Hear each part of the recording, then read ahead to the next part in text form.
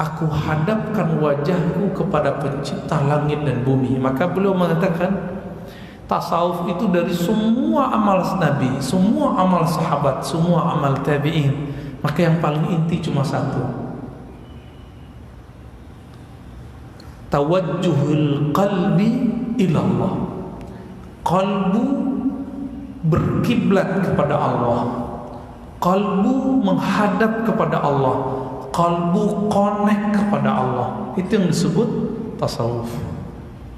Maka Syekh Muhammad Sa'id Ramadan Al-Buti mengatakan di zaman salafus saleh nama tasawuf tidak begitu populer.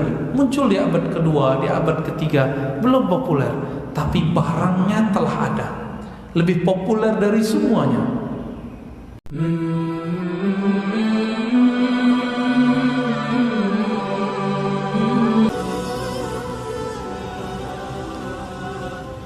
Tasawuf salah satu istilah yang diperdebatkan oleh sebagian kecil ulama. Ini harus digarisbawahi, bukan sebagian besar. Jadi yang memperdebatkan tasawuf itu cuma sedikit. Kita pelajari dari karya-karya ulama dari ujung negeri Andalus, Mauritania, Maroko, Tunis, Aljazair, Afrika Utara, Mesir, sampai ke Indonesia. Yang mempermasalahkan tasawuf cuma satu negara, yaitu Saudi, semenjak tahun 20-an 1924 sampai ke sini. Tadinya tidak ada. Tadinya yang ada hanyalah kritik terhadap amaliyah dan akidah-akidah sebagian mutasawwif, bukan sufi. Apa arti mutasawwif? Orang yang berpenampilan sufi tapi dia tidak sufi. Siapa contohnya? Syekh Ibnu Taimiyah yang sering kita baca. Ternyata dalam Majmu' Fatawa, setelah dikumpulkan oleh beberapa ulama, ketemu bahwa Ibnu Taimiyah ternyata pengagum Syekh Abdul Qadir Jilani. Terlihat dari Majmu' Fatawa jilid 9 dan 10. Beliau bercerita tentang tasawuf di situ. Tapi beliau punya kritik terhadap pelaku-pelaku tasawuf yang tidak benar-benar sufi. Dan beliau memuji Imam Junaid, memuji Imam Sariyas Sabti, memuji Imam Ma'ruf Al-Kharqi, memuji Hasan Al-Basri, memuji ulama-ulama tasawuf zaman salafus saleh. Bahkan beliau terhubung kepada Imam Ibnu Qudamah melalui murid-murid Ibnu Qudamah. Ibnu Qudamah ini murid langsung daripada siapa? Abdul Qadir Jilani. Maka kami menyimpan salah satu silsilah sanad yang diijazahkan guru-guru kami, sanad zikir atau thariqat Qadiriyah jalur Ibnu Taimiyah, itu ada. Jadi kalau ada orang mengatakan sufi zindiq, maka Ibnu Taimiyah lah yang pertama membela tasawuf. Ya, imam salafi. Maka seharusnya di situ ada titik temu antara salafi dan sufi. Seharusnya. Apa bahasa makan Allah?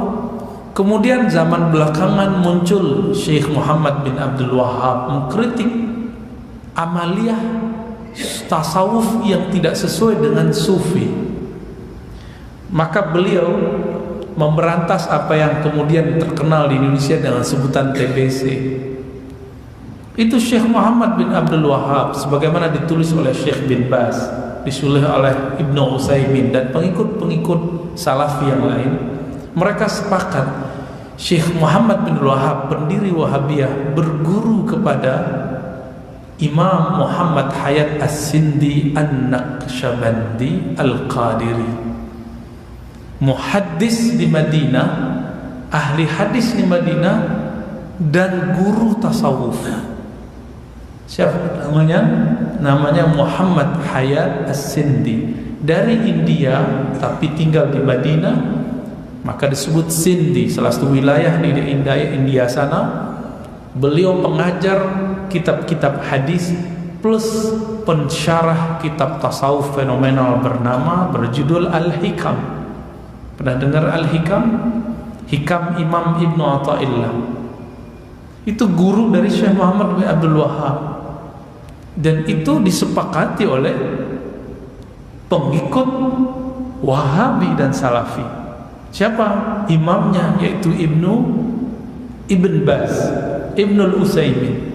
Mereka menulis biografi Syekh Muhammad bin Abdul Wahhab, dan terbukti di situ salah satu gurunya Syekh Muhammad Hayat As-Sindi, muhaddis sufi. Lalu kenapa hari ini terjadi jarak antara Salafi dan Sufi? Nah, ini yang mau kita bahas sedikit. Ternyata definisi-definisi atau pemahaman tentang tauhid dan syirik menurut Sufi beda dengan Salafi. Walaupun inti awalnya sama, la ilaha illallah. Apakah Sufi berzikir la ilaha illallah? Iya. Apakah Salafi membaca la ilaha illallah? Iya. Namun mereka berbeda mengenai furu' dari la ilaha illallah, cabang la ilaha illallah. Para Sufi hampir rata-rata belakangan mereka menjadi aswaja, Ahlus Sunnah wal Jamaah, pengikut Imam Asy'ari dan Maturidi dalam akidah. Hampir semua.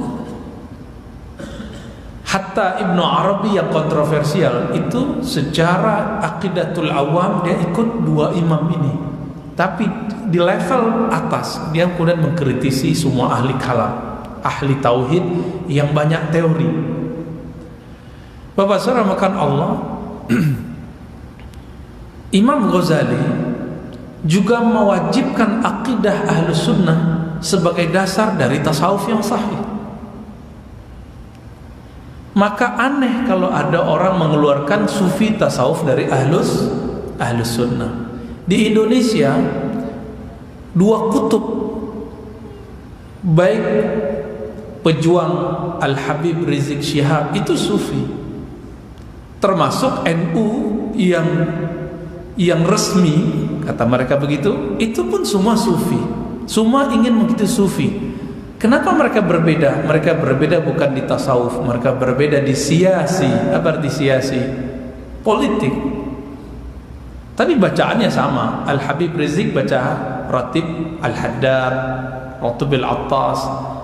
Nanti di pesantren NU yang kiainya berpolitik, yang pro dengan lawannya Al-Habib, itu juga sama bacanya Ratibul Haddad, Ratibul Attas, Wirid Sakran, itu sama.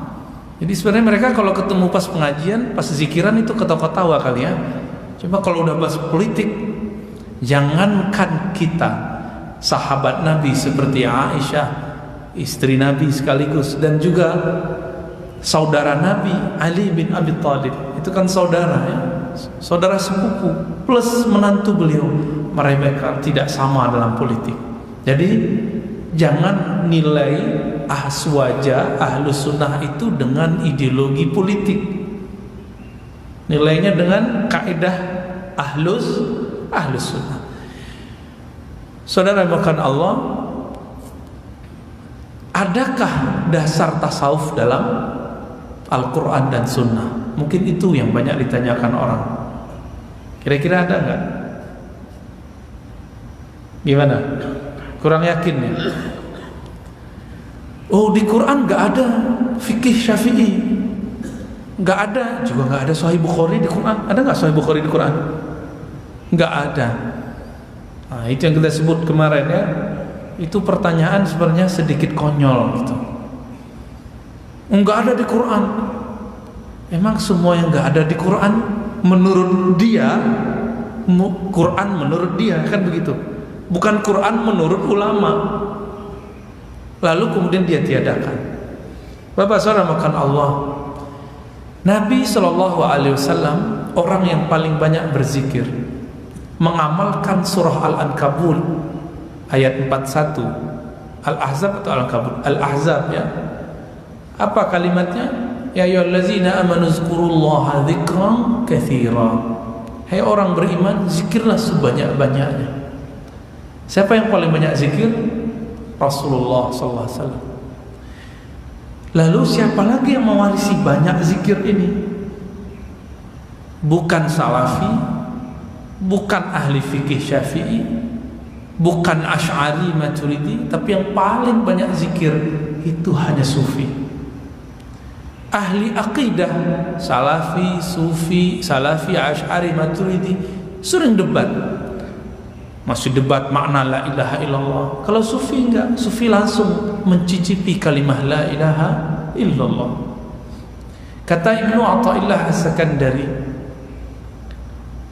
ibarat ahli kalam, filosof, salafi, asy'ari, maturidi lagi debatnya dengan sufi, itu ibaratnya kayak orang mau mengenal madu. Kalau salafi, ahli debat asy'ari dan maturidi, kelompok akidah, itu mereka memperdebatkan rasa antara madu ini dan madu itu. Sedangkan sufi nggak perlu debat, ambil madunya langsung cicipi. Beda nggak? Mana yang lebih valid? Mereka masih debat rasa madu itu manis, satu lagi dapat madu pelalawan pahit, satu lagi dapat madu agak asam-asam dikit. Mungkin madunya basi. Emang ada madu basi? Nggak ada ya. Atau yang satu lagi dapat madu palsu. Nah ini masalah ini. Madu gak enak. Kenapa? Palsu. Gak enak madu, bikin badan sakit-sakit. Ya iya, dia dapat madu palsu. Nah ini kebanyakan ahli debat ahlu sunnah dari kalangan asy'ari, maturidi, termasuk salafi, itu kebanyakan baru memperdebatkan apa itu madu, bagaimana rasa madu. Sedangkan sufi telah langsung mencicipinya. Maka dalam tradisi ulama sufi tarekat itu debat-debat itu nggak ada debat, Pak.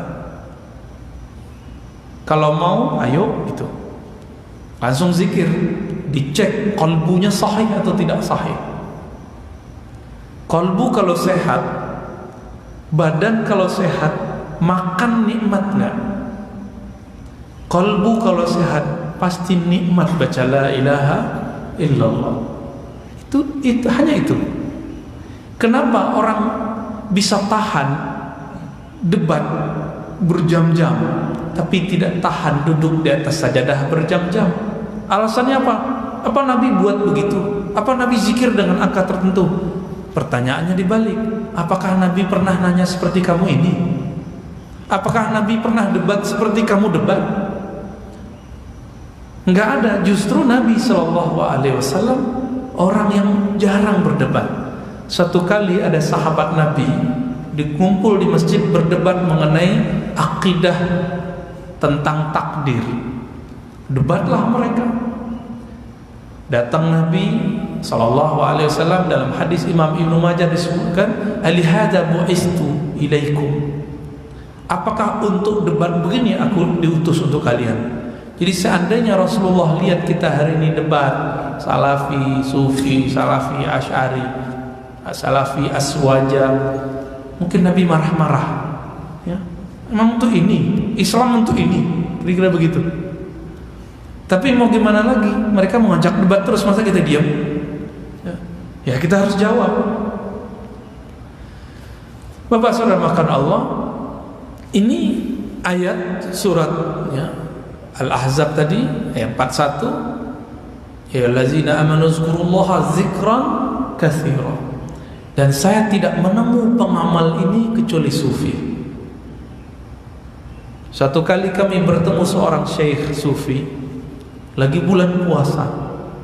Apa kata beliau? Ar-Razi, menurut kami kalau satu nafas sedang berpuasa lupa kepada Allah, puasa kami rusak, bukan batal. Puasa kami rusak. Dia membedakan rusak dengan batal. Waduh gawat ini. Kita berapa kali lupa ingat Allah dalam puasa.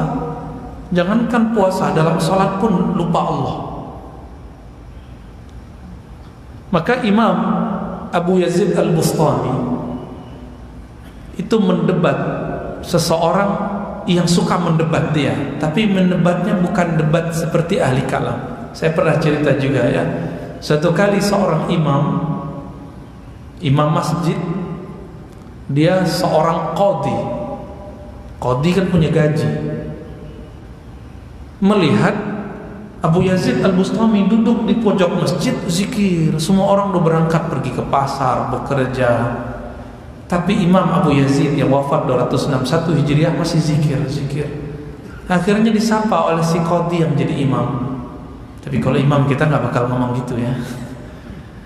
Apa kata imam? Ya Ba Yazid, Bu Yazid, kamu makan apa hari ini? Ngejek. Orang semua cari makan, kok kamu cuma muter tasbih? Apa kata Abu Yazid? Oh, berarti kamu jadi imam nggak percaya Allah bagi-bagi rezeki ke semua makhluk. Kalau begitu aku ulang lagi sholat subuhku. Masa imamku tidak bertauhid kepada Allah? Diulang Pak sholatnya. Secara ilmu qalbu, secara fikih sah. Secara fikih sholat orang tadi sah. Tapi secara ilmu qalbu dia ulang sholat. Tapi jangan dicobain Pak ya. Tertanya apa imamnya? Wah, saya ulang sholat lagi nih juga begitu ya. Itu cuma Abu Yazid yang punya mazhab begitu. Jadi saking hati-hatinya mereka. Akhirnya Imam Zarruq setelah membaca kitab Abu Nu'aim Al-Asbihani, ahli hadis. Jadi dari dulu ilmu-ilmu ini dikumpulkan oleh hadis. Imam Abu Nu'aim menulis kitab warisan untuk kita semua, judulnya Hilyatul Auliya. Hilyah, perhiasan aulia para wali. Siapa wali pertama yang dia tulis? Setelah Nabi yang dia tulis adalah Abu Bakar As-Siddiq. Nabi dia tulis di kitab sendiri, Dalailun Nubuwah. Yang pertama muncul di situ, sufi pertama, wali pertama adalah Abu Bakar As-Siddiq, Umar, Utsman. Tapi emang mereka sufi? Maka dijawablah oleh Syekh Muhammad Said Ramadan Al-Buti Ad-Dimashqi ya. Beliau Azhari juga. Apa kata beliau? Di zaman Nabi dan sahabat Nabi, nama fikih, nama tasawuf, nama salafi, nama asy'ari belum ada. Apalagi sufi tarekat belum ada. Namun barangnya ada. Inti dari tasawuf itu ada pada setiap nafas Rasulullah sallallahu alaihi wasallam. Maka Nabi sallallahu alaihi wasallam disebutkan dalam hadis riwayat Imam Muslim dari Aisyah radhiyallahu taala anha, Nabi yazkurullah ala kulli ahyani. Nabi setiap detik, setiap saat ingat Allah taala. Nyambung gak dengan perkataan guru saya tadi? Apa kata beliau? Kami kalau lupa mengingat Allah dalam berpuasa, apalagi dalam sholat, maka rusak puasa kami, rusak sholat kami. Nah, ini Nabi, gurunya Nabi. Nabi Muhammad SAW mengajarkan sahabat Abu Bakar bagaimana sholat rohani. Inilah sholatnya sufi. Maka coba lihat bagaimana Abu Bakar As-Siddiq sholat. Ketika beliau sholat, suaranya hilang saat bertakbir. Ketika takbir hilang suaranya, karena penuh rasa takut kepada Allah Ta'ala. Lain dengan Umar kadang ingin mengusir was-was syaitan, maka beliau besarkan suaranya. Lain dengan Utsman sedikit-sedikit nangis. Lain dengan Ali tenang. Kalau Ali sholat kayak melayang, kayak gak di sini. Ketika beliau kena panah, ditunggu sholat, pas ruku dicabut, nggak terasa oleh beliau. Nah, kita kakinya kejepit, kerasa juga ya. Dijepit sama Salafi, marah Syafi'i. Nah, berarti sholatnya belum khusyuk. Kalau sudah khusyuk, mau dijepit, mau diapain, kakinya biasa aja, ya. Nggak usah ngerjain Salafi kalau lagi sholat. Kan teman-teman Salafi ini nggak mau ada ruang antara kaki. Kalau yang iseng itu dia tarik-tarik kakinya. Akhirnya kawan salafi kakinya begini-gini terus. Kasihan, antum itu kasihan lah sama salafi ya. Jangan nakal gitu ya. Iseng namanya itu. Berarti lagi sholat nggak ingat Allah. Ingat apa? Ngerjain salafi gitu. Kan jadi nggak sahih qalbunya. Nah, teman-teman semua, Nabi SAW mewariskan itu ke sahabat, sahabat ke tabi'in, tabi'in ke tabi'ut tabi'in, terus ditulis oleh Imam Abu Nuaim sampai ke masa beliau. Di situ muncul 2000 contoh-contoh definisi tasawuf. Jadi definisi tasawuf itu banyak. Apa saja definisi tasawuf, macam-macam. Ketika Abu Bakar, amalnya Abu Bakar dijadikan definisi tasawuf, maka tasawuf adalah as-sidqu billah. Sidqu billah itu keselarasan amal fisik dengan qalbu. Fisik kita rukunya itu karena qalbunya hormat kepada ayat-ayat Allah. Kepala sujud berarti qalbunya merendahkan diri kepada Allah Ta'ala. Enggak mikirin lagi saya mazhabnya apa. Itu yang bid'ah. Salah satu bid'ah hari ini yang orang lupa, dia masih bawa mazhab dalam sholat. Enggak ingat Allah lagi. Imamnya ngapain ikut aja sih ya. Imamnya kunut, imam enggak kunut, gak usah kunut, gak usah ulang sholat ya. Bapak saudara makan Allah, dari 2000 itu, maka beliau mengatakan definisi tasawuf yang paling inti cuma satu, ada dalam iftitah, doa iftitah. Doa iftitah bunyinya apa? Yang paling masyhur, wajjahtu wajhiya, aku hadapkan wajahku kepada pencipta langit dan bumi. Maka beliau mengatakan tasawuf itu dari semua amal Nabi, semua amal sahabat, semua amal tabi'in, maka yang paling inti cuma satu, tawajjuhul qalbi ilallah. Qalbu berkiblat kepada Allah, qalbu menghadap kepada Allah, qalbu connect kepada Allah. Itu yang disebut tasawuf. Maka Syekh Muhammad Sa'ir Ramadan Al-Buti mengatakan di zaman salafus saleh nama tasawuf tidak begitu populer. Muncul di abad kedua, di abad ketiga belum populer, tapi barangnya telah ada, lebih populer dari semuanya. Tapi setelah abad keempat, Imam Al-Qushairi menulis kitab risalah tasawuf, judulnya Ar-Risalah Al-Qushairiyah. Beliau ahli hadis, kawannya Imam Al-Baihaqi, pengarang kitab hadis. Apa kata beliau? Pembukaan risalah Qushairiyah, tasawuf itu di zaman dulu barangnya ada, namanya tiada. Di zaman kami abad kelima Hijriah, namanya ada, barangnya langka. Beliau ungkapkan dengan bahasa majazi, ketika disebutkan ada kamar pengantin, kamar pengantinnya masih sama, tetapi pengantinnya telah berbeda. Gitu kata beliau. Diteruskan oleh guru-guru kita, syekh-syekh kita di zaman sekarang, masyayikh di Mesir misalnya, ada Syekh Muhanna, ada Syekh Yusri, Syekh Ali Jum'ah. Itu mereka mengatakan apa? Termasuk juga Syekh Abdul Ba'is Al-Kattani, kalau di zaman Imam Al-Qushairi pengantinnya beda, tampilannya masih sufi, tapi isinya sudah beda, maka sekarang tidak ada kamar pengantinnya, tidak ada juga pengantinnya. Maksudnya apa? Tasawufnya telah sirna, isi tasawufnya pun sudah hampir langka. Maka muncullah gerakan-gerakan tarekat untuk menghidupkan itu semua. Jadi kenapa ada tarekat sufi?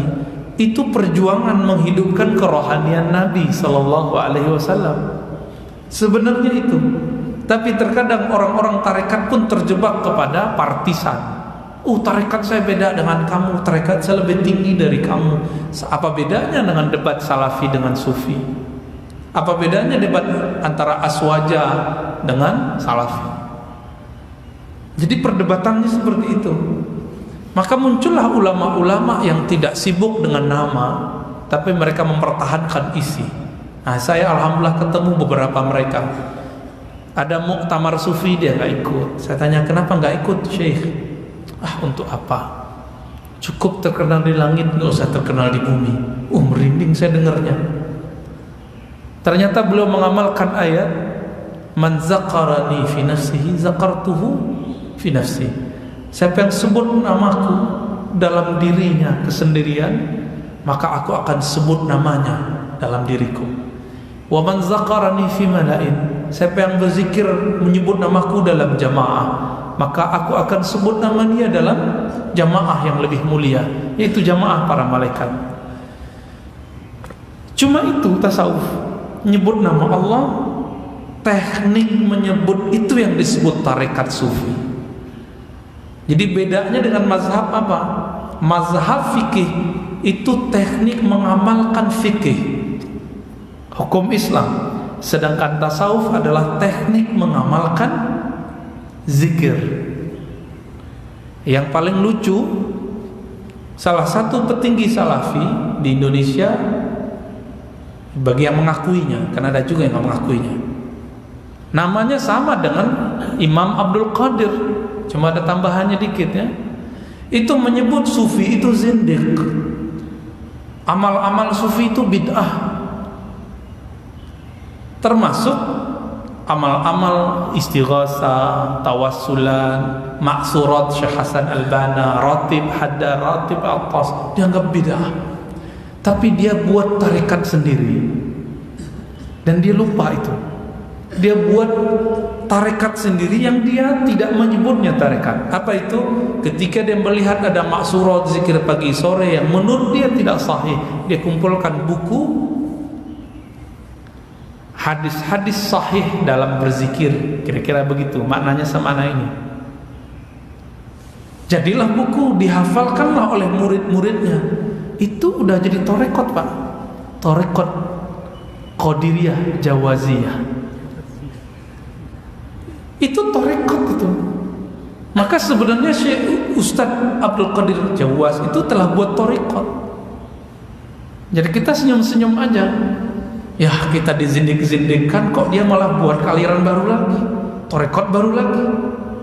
Kenapa? Karena susunan zikir itulah hakikat dari al-maksurat, zikir pagi sore yang kita tahu. Itulah hakikat dari ratibul attas, ratibul haddad. Itu hakikat dari istighatsah. Enggak lebih kok. Ratibul haddad itu susunan zikir dikumpulkan oleh Sayyid Al-Haddad, ya, Abdullah bin Alawi Al-Haddad Al-Hadrami, salah satu imam ahli zikir, ahli qalbu di Hadramaut dulu, salah satu zuriat Rasulullah SAW. Dia kumpulkan itu. Syekh Hasan Al-Banna, pendiri Ikhwanul Muslimin, mengumpulkan maksurat yang dia dapat ijazahnya dari tarekat Syaziliyah Hasafiyah. Siapa lagi? Banyak lagi ya. Ratibul Attas, ya, Imam Al-Attas, Imam Bahauddin Naqsyabandi pun mentartib zikir. Imam Syazili mentartib hizib Syazili, hizib Bahar, hizib Nasr, hizib Quran, ada hizib Saifi dari Sayyidina Ali, hizib Maghribi, macam-macam. Semua itu adalah cara menyusun zikir. Itu yang disebut tarekat. Jadi kalau ada orang nanya apa tarekat sufi, teknik berzikir, gitu sederhananya. Teknik berzikir kepada Allah Ta'ala. Maka sebenarnya tasawuf itu lebih umum daripada tarekat. Tasawuf itu mencakup akhlak. Maka ada orang berakhlak baik tapi nggak bertarekat, ada orang bertarekat akhlaknya nggak baik, ada. Nah, setelah orang bertarekat zikir, dia harus bertarekat akhlak seharusnya. Maka berdasarkan itu saya menyimpulkan tidak semua orang bertarekat itu sufi, karena kadang-kadang akhlaknya belum baik. dia baru sibuk zikir.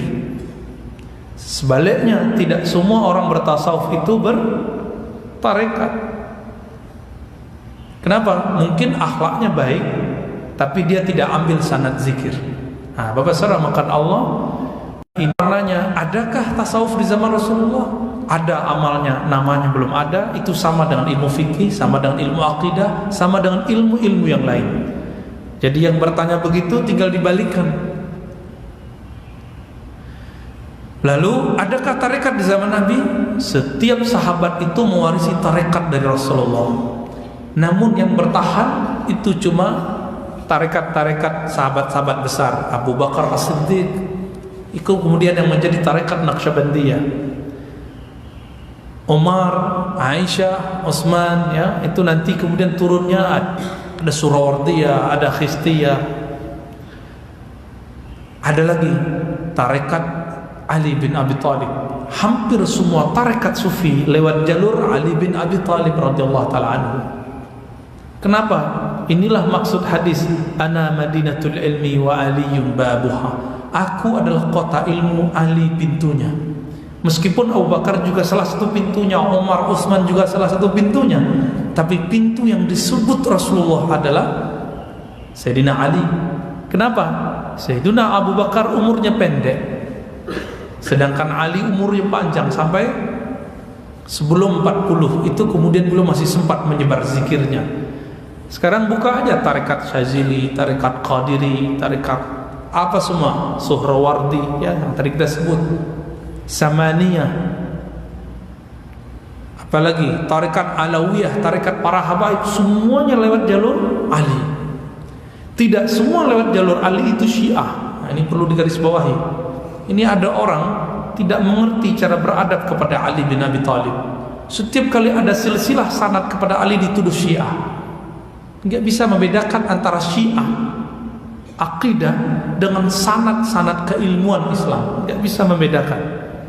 Jadi ada orang nanya kepada saya, sanadnya Asy'ari kemana? Kita sebutkan beberapa. Salah satunya ke Ali, salah satunya ke Ibnu Umar. Apa kata? Asy'ari berarti Syiah. Berarti tarekat Qadiriyah Syiah. Orang ini telah menghina Ali bin Abi Thalib. Kenapa? Ali bin Abi Thalib itu, apa kata Nabi? Aku dan Ali itu ibarat Nabi Musa dan Harun. Nabi ngomong begitu. Maka Ali bin Abi Thalib wajib dihormati. Wajib dihormati. Seperti kita menghormati Abu Bakar, Umar, Utsman. Syiah itu ciri-cirinya dua aja Pak. Kalau mau cek Syiah, bukan dari sanad. Mau tahu? Kalau mau tes orang ini Syiah atau tidak, dua aja. Satu, meyakini bahwa para imam maksum. Apa arti maksum? Terpelihara dari dosa. Sebagian Syiah meyakini para imam lebih tinggi dari nabi-nabi yang lain selain Nabi Muhammad, dan itu tertulis di kitab mereka. Saking maksumnya imam. Dan yang kedua, nah ini lebih penting, semua Syiah pasti menghujat sahabat-sahabat Rasulullah, terutama Khalifah 3 di awal. Kalau ketemu itu pastikan dia Syiah. Mana mungkin seorang Syiah menjadi Sufi? Kenapa? Karena ajaran tasawuf itu ada di Abu Bakar, ada di Umar, ada di Utsman. Suatu kali ada orang datang ke Ja'far Shadiq, Ja'far bin Muhammad bin Ali bin Husain bin Ali bin Abi Thalib. Namanya Ja'far As-Shadiq datang. Ternyata mereka orang Syiah dari Kufah. Apa kata mereka? Itu Abu Bakar itu terlaknat. Kata siapa? Kata si Syiah. Marah Ja'far Shadiq, diusir. Apa kata beliau? Apakah kamu menghujat kakekku di hadapanku? Ternyata Ja'far Shadiq punya ibu, ibunya keturunan Abu Bakar As-Siddiq, ayahnya keturunan Ali. Ini bukti bahwa Syiah itu, Syiah yang menghujat sahabat Rasulullah, ajarannya tidak benar. Karena orang yang menghujat Abu Bakar telah menghujat ibunya Ja'far, dan Ja'far Shadiq adalah imam kepada apa tadi?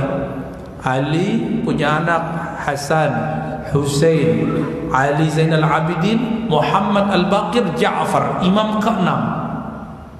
Imam ke-6 ini.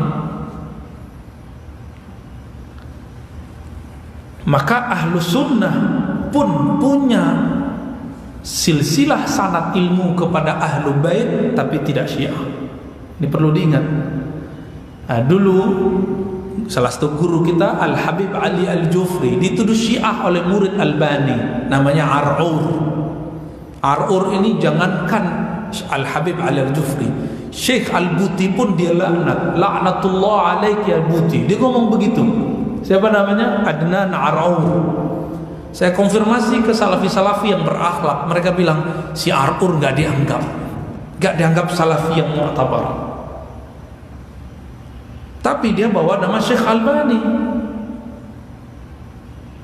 Apa jawaban Al-Habib Ali Al-Jufri? Benarkah saya Syiah? Kan beliau bersorban terus, dan beliau zuriat keturunan Rasulullah, punya sanad serban ke Ali, punya sanad tariqat zikir kepada Ali. Apa jawaban beliau? Saya memang zuriat Rasulullah, serban saya pun itu berasal dari Rasulullah SAW sanadnya. Tetapi kami mempunyai sanad yang safi, sanad yang murni, yang bukan penghujat sahabat-sahabat Rasulullah, tidak meyakini kemaksuman para imam. Pendek cerita, Bapak salamkan Allah, tasawuf beda dengan ilmu tasawuf. Tasawuf itu prakteknya langsung, yang kita obrolkan sekarang cuma ilmunya. Maka di situ ada debat-debatnya. Dan tasawuf tidak bisa diceramahkan. Ilmu tasawuf bisa diceramahkan. Yang saya ceramahkan selama ini hanya ilmu tasawuf, bukanlah tasawuf. Kalau mau bertasawuf langsung praktek zikrullah, ya. Dan saya pernah praktek zikir di sini dulu. Masa imam yang lama, siapa? Ustadz Khairul Umam, ya. Kita pernah praktek zikir dulu. Dan sekarang di Jakarta kita praktek zikir sebelum ngaji hikam atau setelah ngaji hikam, biar gak banyak-banyak teori. Kesimpulannya, Bapak salamkan Allah, apakah ada inti dari tasawuf di Quran? Banyak. Mulai dari Al-Fatihah, Bismillahirrahmanirrahim adalah inti dari tasawuf. Maka coba lihat sufi, apapun dia Bismillah, Bismillah, Bismillah. Alhamdulillah Rabbil Alamin, itu inti dari ajaran tasawuf, syukur. Ar-Rahmanir Rahim, kasih sayang. Maka sufi paling sayang ke semua makhluk, meskipun makhluk benci kepadanya. Nah, ini kisah terakhir yang semua saya sebut. Satu kali kakek dari Ibnu Athaillah dituduh kafir oleh, terbalik, guru dari Ibnu Athaillah, nanti Ibnu Athaillahnya belum lahir, dikafirkan oleh kakeknya. Kakeknya Ibnu Athaillah pengarang hikam itu mengkafirkan sufi bernama Abul Abbas Al-Mursi. Sampailah kabar kepada Abul Abbas Al-Mursi, murid Imam Abdul Hasan Syadzili. Sampai kabar kepada beliau bahwa si fulan mengkafirkanmu dan menjadikannya wirid setiap hari. Jadi wiridnya habis sholat itu bersaksi Mursi kafir, kafir, kafir gitu. Zikirnya begitu, Pak. Bukan subhanallah lagi. Sampai kepada Imam Abul Abbas Al-Mursi, wahai tuan guru, apakah engkau tidak balas? Doamu kan mustajab. Atau minimal ajak debat. Apa jawaban beliau? Tidak. Aku berharap seperti Nabi berharap. Apa harapan Nabi saat dilempar oleh orang-orang Taif, diusir oleh orang Taif, dianggap gila oleh orang-orang Taif? Apa jawaban Nabi? Ya Allah, ketika semua malaikat menawarkan untuk mengutuk tempat negeri Taif itu, apa kata Rasulullah? Ya Allah, mereka tidak mengerti. Tolong jadikan keturunan mereka beriman kepada Engkau dan kepadaku. Itulah sufi. Jadi sufi itu membalas keburukan dengan kebaikan. Maka antum yang sudah bisa membalas keburukan orang dengan kebaikan, nggak disenyumin kita senyumin, nggak disapa kita sapa, nggak didoain kita doain, kita dikutuk-kutuk, kita dibentak-bentak, kita tidak membalas bentak. Sanggup begitu? Itu sudah akhlak sufi. Tinggal zikirnya, ya, tinggal zikirnya, sehingga nyambunglah antara akhlak dengan qalbu. Bapak saudara makan Allah, semoga kita bisa mengambil tasawuf yang diwariskan Rasulullah, sahabat-sahabat Nabi dan tabi'in, dan kita menjadi pengikut ulama salafus salih. Amin ya rabbal alamin. Mau tanya jawab? Syuruk jam 6:30. Oke. Silakan.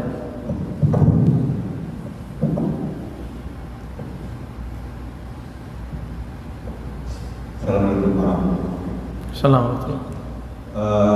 Kita sebetulnya keterangan Pak Ustaz itu bagi kami yang ini tidak terkena dan kena itu sangat sampai ke Rasulullah, tapi tidak salahlah kami yang dari bawah ini kena pada saat ini.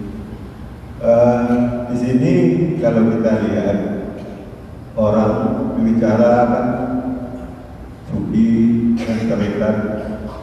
Orang mencontohkan dulu Nabi Muhammad itu akhlak.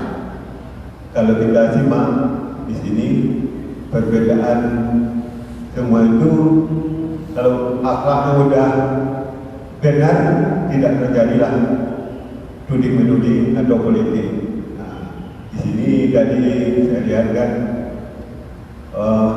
tauhidnya sudah benar.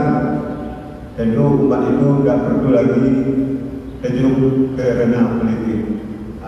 Mana yang benar saya minta kepada Pak Ustaz. Terima kasih. Assalamualaikum warahmatullahi wabarakatuh. Assalamualaikum.